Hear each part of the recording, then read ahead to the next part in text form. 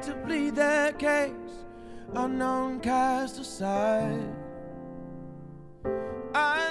Bonjour. Bonjour. Docteur Cory Lopez, bienvenue. Je voulais qu'on discute un petit peu de votre expérience dans l'écoute évolutive basée sur les travaux du docteur Tomatis. Alors tout d'abord, vous avez été sa collaboratrice pendant plus de 30 ans. Ah oui, j'étais à son côté pendant un peu plus de 30 ans. Oui, d'accord.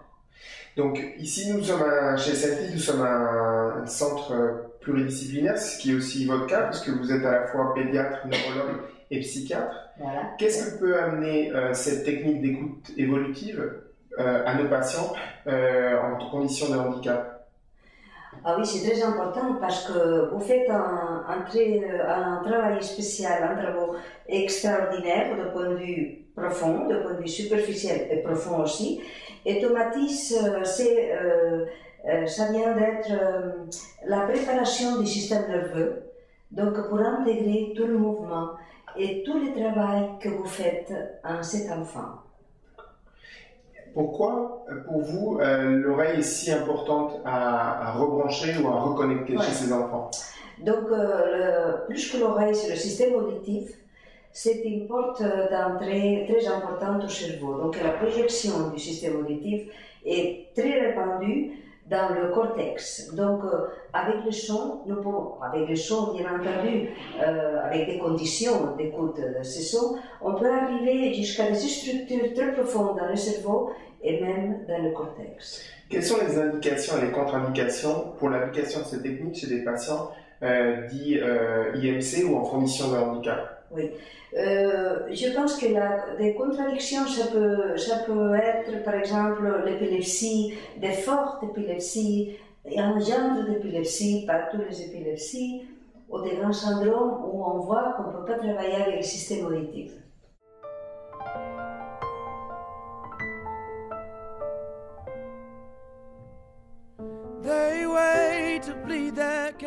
Yes, vous êtes acupunctrice, vous avez fait la formation avec le docteur Lopez.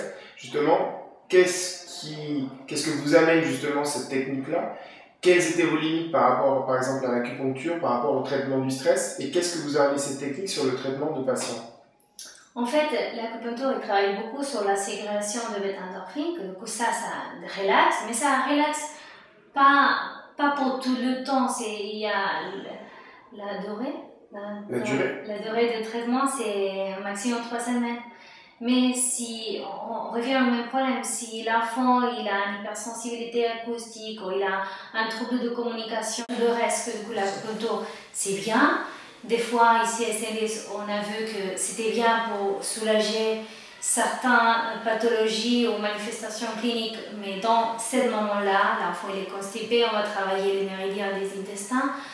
L'enfant il est énervé, on va le détendre, mais s'il sort à l'extérieur, il revient tous les stimuli de cette façon agressive, on revient au problème. Que du coup, on doit y aller à soigner cette porte d'entrée des stimuli, que ça doit être qu'une porte positive.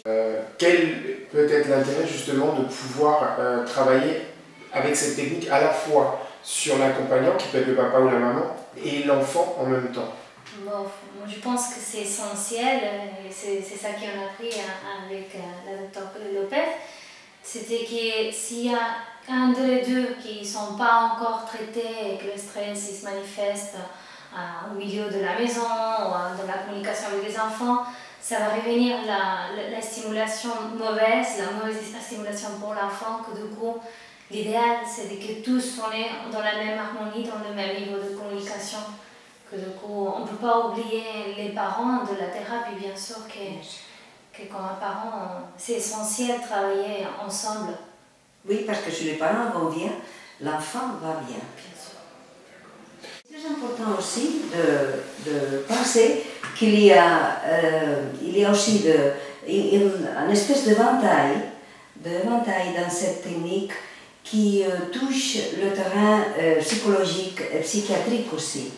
Du point de vue psychologique, c'est un anxiolytique très puissante, donc un anti-stress. En ce sens-là, on peut travailler avec l'enfant qui a bien sûr un stress très fort et avec les parents. qui ont aussi un stress très fort. Alors justement, quel est l'intérêt, et c'est une question que je vous fais à vous, quel peut être l'intérêt justement de pouvoir travailler avec cette technique à la fois sur l'accompagnant, qui peut être le papa ou la maman, et l'enfant en même temps? Bon, je pense que c'est essentiel, et c'est ça qu'on a appris avec la docteur Lopez, c'était que s'il y a un des deux qui ne sont pas encore traités et que le stress il se manifeste au milieu de la maison ou dans la communication avec les enfants, ça va revenir la stimulation mauvaise, la mauvaise stimulation pour l'enfant, que du coup, l'idéal c'est que tous soient dans la même harmonie, dans le même niveau de communication. Que du coup, on ne peut pas oublier les parents de la thérapie, bien sûr, que comme parents, c'est essentiel de travailler ensemble. Oui, parce que si les parents vont bien, l'enfant va bien.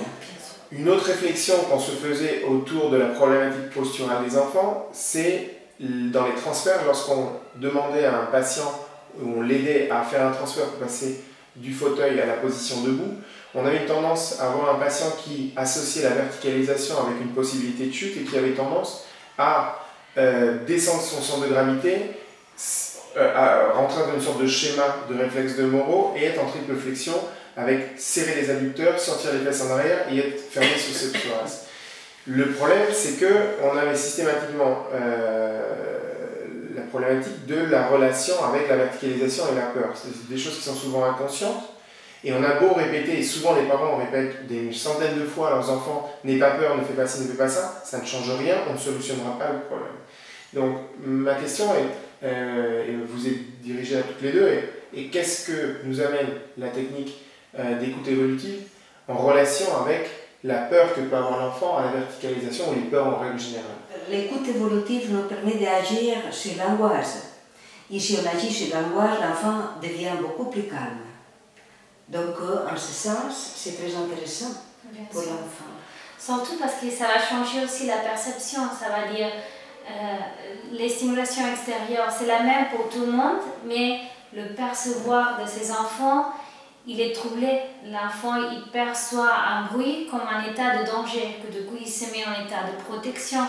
Ça n'est pas que pour la position d'être debout, même être assis, même un bruit, les lumières, un chien, un mouvement brusque, ça va faire que l'enfant il devient dans une position de protection.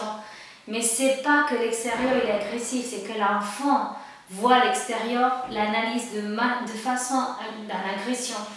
Du coup, la thérapie, ça va justement travailler sur cette perception que pour l'instant, il est très important parce que l'enfant, dans sa vie intra-utérine, il entend la voix de sa mère, particulièrement. Donc, il entend un procès de filtrage à travers le liquide amniotique. Donc, au moment de l'accouchement, l'oreille doit apprendre, l'enfant, le fœtus qui passe enfant, il doit apprendre à écouter et à entendre dans un autre moyen de transmission. Disons, il était dans le liquide, maintenant il va être dans l'air. Dans ce moment, il se sent perdu, il se sent un peu sourd, mais il entend la voix de sa mère que, comme un peu le fil d'Ariane, il le fait sentir qu'ils savent déjà où il est. Donc il entend, il reconnaît la voix de sa mère. Cette voix est filtrée encore avec du liquide, par le liquide, parce que dans l'oreille moyenne, il y a quelques jours de liquide amniotique. Donc après, il y a une réabsorption de ces liquides. Les enfants qui vont être après dans une couveuse, donc il faut le faire parce qu'il faut sauver la vie de l'enfant, ça représente pour l'enfant une rupture de la liaison avec cette voix. Donc ça peut engager il peut casser disons, le point zéro de la communication, le désir de communication et de vie. Donc il faut restituer ce passage. Que du coup la thérapie, ça peut nous apporter, après d'avoir ce problème que bien sûr pour énormément de familles qui viennent à SNT, on se trouve souvent que c'est des enfants qui sont à l'accouchement difficile, qu'ils l'ont séparé des parents pendant quelques heures, même des jours. Et bon, l'enfant il devient à la consultation à 5 ou 6 ans, avec des troubles de communication, avec certains problèmes relationnels à l'écoute. Mais maintenant, qu'est-ce qu'on peut faire? Comment ça va agir directement? Qu'est-ce que ça va apporter la thérapie par rapport à ce passage qui a été traumatique? Il faut penser à ça. Il faut penser si cet enfant a une rupture avec cette voix maternelle. Il faut essayer, si l'enfant nous permet, parce que quelquefois le cas de l'enfant ne nous permet pas quelques programmations. Mais si on peut le faire, il faut prendre la voix de la mère, il faut la préparer pour la faire entendre à l'enfant d'une façon le plus semblable à comment il entendait dans le ventre de sa mère. Et faire ce qu'on dit nous, l'accouchement sonique. Donc faire un défiltrage progressif pour essayer de reproduire ce qui s'est passé dans l'accouchement. D'accord, mais j'imagine que c'est la partie traumatique. Voilà, c'est ça. Il faut essayer, il faut penser à ça. D'accord, il faut penser à ça. Una messe? Oui, moi j'aimerais bien aussi parler de tous les rapports avec les parents et l'enfant. Donc, comment on peut agir avec l'écoute évolutive afin de faciliter la façon de vivre l'enfant vis-à-vis du parent. Oui, comment aider les parents à vivre d'une façon plus facile, sans angoisse. J'aimerais bien parler de comment on peut aider les parents. Parce que moi je pense toujours, j'ai déjà dit ça avant, je pense toujours qu'il faut penser aux parents. C'est très important. Bien sûr, nous, depuis qu'on avait commencé la synthèse, on avait remarqué que le bien-être des enfants, il est complètement lié au bien-être des parents. Et que parfois, pour tous les stress, l'angoisse, les colères qu'il peut avoir autour de la vie de ses parents, ça peut aussi perturber l'harmonie de la vie familiale. Ça peut apporter aussi que l'enfant il devient bloqué dans l'envie d'être en communication. Du coup, c'est essentiel de soulager l'état émotionnel de l'enfant, mais il ne faut pas oublier absolument qu'il faut soulager, il faut soigner ces douleurs profondes qui peut souffrir les parents de voir jour après jour la situation. Bien sûr, c'est ça. Moi, je pense que c'est très important. Et en résumé, je pense que c'est très important pour aider sur le terrain, préparer le terrain profond, neurologique du système nerveux, préparer bien sûr le système vestibulaire, que c'est très important, le préparer pour le mouvement d'abord extra-pyramidal, donc involontaire, et préparer aussi le mouvement volontaire. Et être sûr que l'intégration dans le système nerveux central, ça se passe comme il faut. Bien sûr. Je voulais juste dire encore une autre chose, c'est que cette thérapie, il est génial. Depuis qu'on avait touché cette thérapie, on l'avait constaté à certains enfants qui commençaient à venir à Barcelone faire la thérapie avec nous et quelques après-midi, ils passaient pour la thérapie de la maison. Parce que même si les parents qui viennent ici, ils viennent pour qu'on fait bosser les enfants physiquement, le physique, il n'est pas débranché de la partie émotionnelle. Que ça va nous empêcher. Si l'émotion il est bloquée, on peut travailler le physique, ça ne va rien marcher. Rien. Je pense que c'est intéressant le fait qu'avec ces enfants, on peut travailler, bien sûr qu'on peut travailler profondément le système nerveux d'une façon passive, disons, sans le gêner, sans le faire participer, parce qu'ils sont déjà fatigués de faire des choses.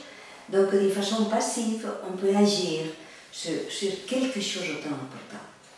Aussi bien le système nerveux que le système émotionnel. Donc, et on se trouve souvent aussi que les enfants ils viennent sentir sans pas avoir l'envie de faire la thérapie.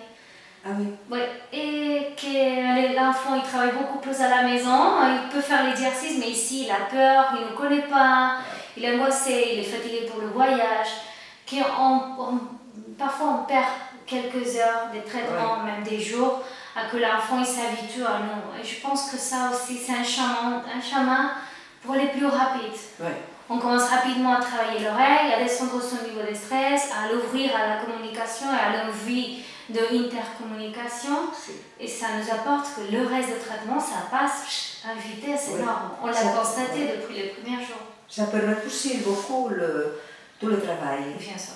Donc il faut chercher des éléments et des thérapies qui nous fait gagner du temps. Parce que c'est important de gagner du temps. Bien sûr. Et profiter de tout le travail qu'on fait avec un enfant. Voilà. C'est ça. Merci beaucoup. Ça a été un grand plaisir.